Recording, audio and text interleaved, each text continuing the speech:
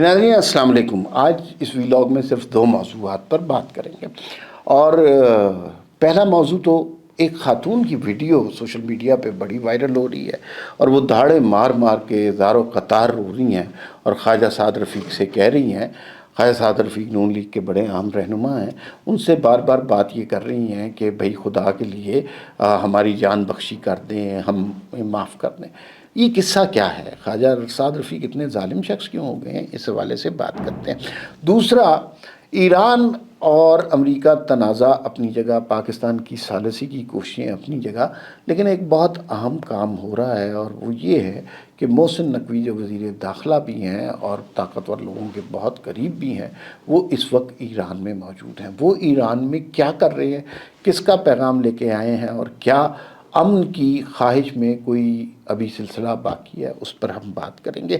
اچھا بھائی، سعد رفیق والی بات کر لیتے ہیں۔ یہ میں نے ویڈیو دیکھی، ایک خاتون، اور وہ بڑا زارو قطار رو رہی ہیں۔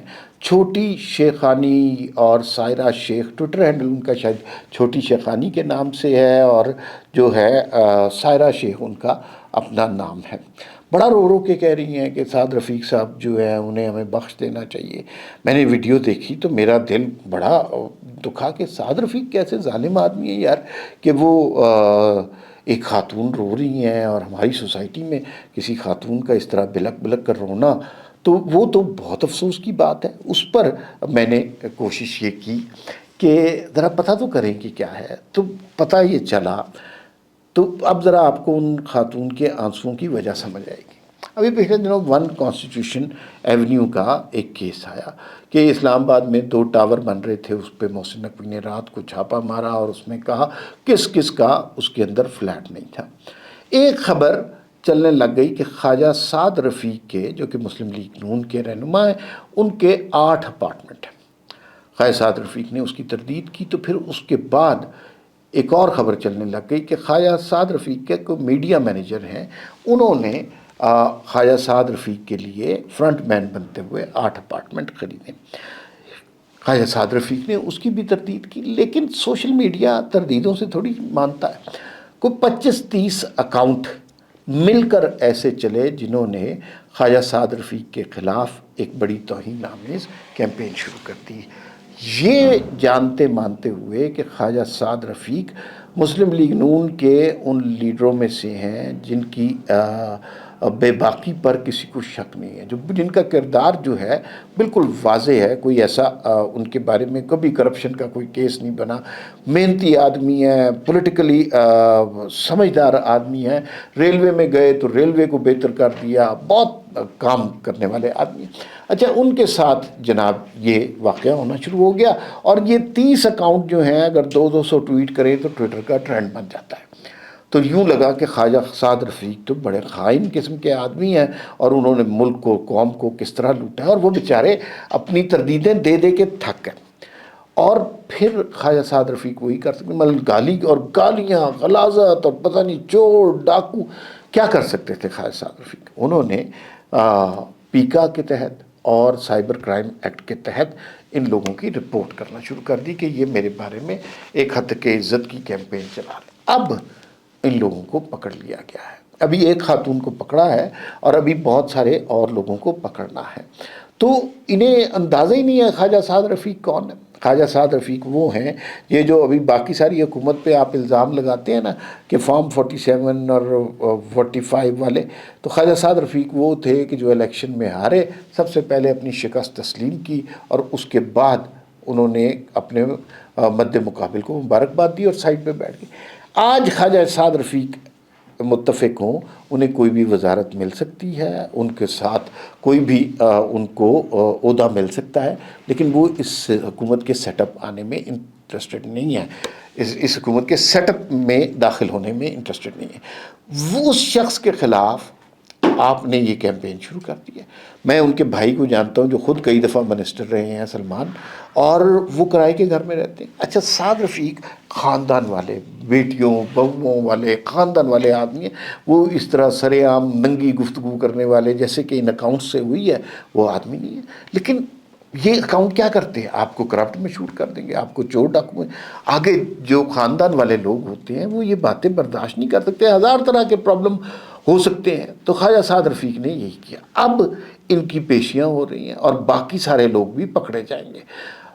تو پھر اب ان کی سختی آئی ہوئی ہے اور خواجہ سعد رفیق نے بہت اچھا کیا. اب مجھے نا اب اچھا آپ کو یہ بھی پتا ہو کہ وہ جو رونے والی جو ویڈیو ہے وہ بھی اے آئی کی مدد سے بنائی ہوئی ہے اور اس کے اندر بھی فلٹر شلٹر لگا کر وہ ساری کی ہے، اس لیے کہ انہیں جھوٹ بولتے ہوئے تو کوئی اندازہ ہوتا ہی نہیں ہے کہ اس کا کیا اندازہ ہے. لیکن اس سے کسی کی زندگی کس طرح برباد کرتے ہیں. یہ پیڈ لوگ ہیں، پی ٹی آئی سے ان کا تعلق ہے، ایک خاص سوچ کو یہ ریپرزینٹ کرتے ہیں. اچھا، اس خاتون کو اگر آپ مزید اس کی بارے میں جاننے کی کوشش کریں تو یہ غلیظ ٹویٹ کرنا، خواتین کے اوپر کردار کشی کرنا، ان کے ساتھ نفرت انگیز ان کے بارے میں گفتگو کرنا، یہ ان کا جو ہے بہت پرانا مشغلہ ہے. پھر ان کی ٹویٹس نکلی ہیں کہ جو مریم نواز کے خلاف کی. ابھی تو یہ رو رہی ہیں نا کہ مجھے عدالت میں روز بلایا جاتا ہے. ان کو سزا بھی ملنی چاہیے، کئی برسوں تک قید بامشقت ہونی چاہیے. میں مریم نواز کو، نواز شریف فیملی کو بہت عرصے سے جانتا ہوں. وہ ایک انتہائی مختلف قسم کے لوگ ہیں جو کچھ سوشل میڈیا پر غلاظت ہو رہی ہوتی ہے. اور اس خاتون نے جو چھوٹی شیخانی کے نام سے ہیں جس قدر غلیظ گفتگو کی ہے مریم نواز کے حوالے سے، کیپٹن صفدر کے حوالے سے، تو انہیں تو بہت زیادہ سزا ملنی چاہیے. پلیز یہ سوشل میڈیا کے حوالے سے آپ نے ان کے آنسوؤں پر نہیں جانا، آپ نے ان پہ ترس نہیں کھانا. یہ سوشل میڈیا کے غنڈے بدماش ہیں. یہ وہ لوگ ہیں جو لوگوں کی عزتوں کو پاؤں تلے رونتے ہیں، یہ لوگوں کی دستاروں سے فٹ بال کھیلتے ہیں. تو ایسے لوگوں کا کلا کما ہونا بہت ضروری ہے. میں اور ہمارے میں سے بہت سارے لوگ ایسے ہیں جن کو سوشل میڈیا پہ گالی پڑتی ہے وہ چپ ہو جاتے ہیں، جن کے اوپر الزامات لگتے ہیں وہ چپ ہو جائے کہ ان کتوں کے کون منہ لگے. لیکن کسی نہ کسی کو سٹینڈ لینا تھا، کسی نہ کسی کو اپنا قدم آگے بڑھانا تھا اور یہ فیصلہ کرنا تھا کہ بہت انف از انف. اب ہم بڑی گالیاں کھا چکے ہیں، اب ہم بڑا جھوٹ برداشت کر چکے ہیں، اب جو گندے غلیظ ٹویٹر ٹرینڈ ہم بہت برداشت کر چکے ہیں. اب جھوٹ بولنے والے کو سزا دلوانی چاہیے. پہلی نظر میں آپ دیکھیں تو ایک خاتون رو رہی ہیں تو اس سے آپ کا دل پسیج جاتا ہے. لیکن اگر یہ ساری کہانی آپ کو علم ہوگی تو آپ کو پتہ چلے گا یہ کس قدر غلیظ لوگ ہیں، یہ کس قدر رذیل قسم کے لوگ ہیں جو انسانوں کے خاندانوں کو جھوٹی خبر کی بنا پر تباہ کروا سکتے ہیں. میں سعد رفیق صاحب سے ان کا بڑا ان کی سیاست کا قائل بھی ہوں، بہت ان سے ان کی سیاست کا احترام بھی کرتا ہوں. میں بے انتہا خوش ہوں. پہلی نظر میں مجھے بڑا دکھ ہوا کہ یار سعد رفیق تو بڑے سمجھدار آدمی ہیں، وہ کیوں اتنا خاتون پر ظلم کر رہے ہیں کہ وہ زاروں قطار سوشل میڈیا پر آ کر رو رہی ہیں. لیکن اب میں سمجھتا ہوں کہ سعد رفیق نے اس سے اچھا کام شاید ہی کوئی کیا. ان سانپ کے بچوں کو کسی نہ کسی طرح پکڑنا چاہیے، سزا دینی چاہیے تاکہ یہ دوسروں کی عزتیں اچھالنے سے باز آئیں. یہ آج آپ کے سعد رفیق کے خلاف کر رہے ہیں، کل کسی اور کے خلاف کریں گے، پرسوں آپ کے خلاف کریں گے.